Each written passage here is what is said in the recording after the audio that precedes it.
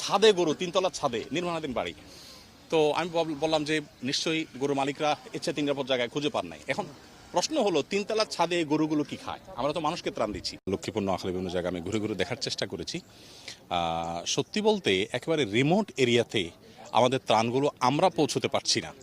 এটার জন্য আসলে প্রশিক্ষিত বাহিনী ছাড়া কোনোভাবেই আমরা কাজ করতে পারবো না। আমাদেরকে বিভিন্ন ব্যবসা প্রতিষ্ঠান থেকে অনেকে অফার করেছেন যে হেলিকপ্টার দেই, আপনারা উদ্ধার কাজ করেন, আপনারা ত্রাণ কার্যক্রম পরিচালনা করেন। আমরা বলেছি যে দেখুন, প্রশিক্ষিত লোক ছাড়া হেলিকপ্টার আমরা উদ্ধার করতে গিয়ে একজন মানুষকে দুর্ঘটনার মধ্যে ফেলে দিতে পারি। সো এখানে আসলে বাংলাদেশ সেনাবাহিনী, নৌবাহিনী, বিমান বাহিনী সহ এই সমস্ত বাহিনীগুলো তারা তাদের কাজ করবেন।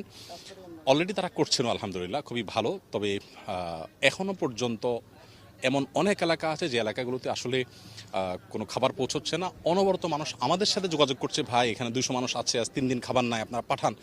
আমরা আসলে ট্রাকের বহর নিয়ে বসে আছি ফেনীতে, বাট সেখানে আমরা যেতে পারছি না। তো আমরা যেটা করছি, গতকাল মহিপালে বাংলাদেশ সেনাবাহিনীর কাছে আমি 2000 পরিবারের জন্য শুকনো খাবার 8-10 দিন চলে যেতে পারে বা 5-7 দিন চলে যেতে পারে লিস্ট, এরকম খাবার আমি দিয়ে আসছি। আজকে আমরা আরও কয়েক কাভার্ড ভ্যান ইনশাআল্লাহ বাংলাদেশ সেনাবাহিনীর হাতে হস্তান্তর করব। আমার মনে হয়েছে যে এখানে তাদের রোলটা অনেক গুরুত্বপূর্ণ আমাদের সাধারণ মানুষের চাইতে। আমরা সাধারণ মানুষের যে ভালোবাসাগুলো সেগুলোকে প্যাকেট করে আমরা প্রস্তুত করে দিচ্ছি, বাকি কাজটা তারা করবেন।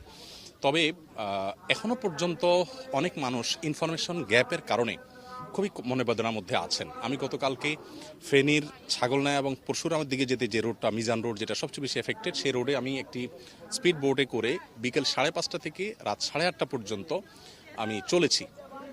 বোধহয় সব মিলিয়ে 3-4 কিলোমিটার পথ আমি যেতে পারিনি। কিছু দূর ঠেলে, কিছু দূর নেমে, কিছু দূর ইঞ্জিনে আমরা চলেছি।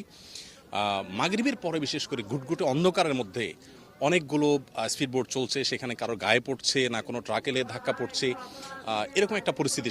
সেখানে এমন এমন মানুষও পেয়েছি যে গত 5 দিন যাবৎ দুজন ভদ্রমহিলা ইয়াং, আমি দেখেছি বুক পানিতে তারা হাঁটছেন এবং মনে হলো যে তারা খুবই ক্লান্ত, বিপদগ্রস্ত হবেন। আমরা আমাদের স্পিডবোট থেকে কয়েকজনকে নামিয়ে আমি তাদেরকে তুলে নিলাম এবং আমি জিজ্ঞেস করলাম, বোন আপনাদের সমস্যাটা কি বলবেন?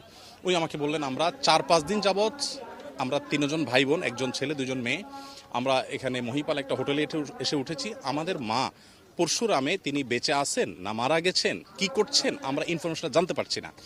তো মোবাইল সিস্টেম অনেকটা ভেঙে পড়েছে, যোগাযোগ ব্যবস্থা ভেঙে পড়েছে, যার কারণে যোগাযোগ করা যাচ্ছে না। তো বললেন যে আমরা আসলে এই শুধু মাটা বেঁচে আছেন কিনা এই ইনফরমেশনের জন্য আজ 5 দিন প্রতিদিন সকালে এই পানি দিয়ে আমরা যাই কয়েক মাইল, আবার ফিরে আসি বিকেলে সন্ধ্যায়। এটাই আমাদের কাজ, কিন্তু আমরা কোনো কুলকানা করতে পারছি না। তো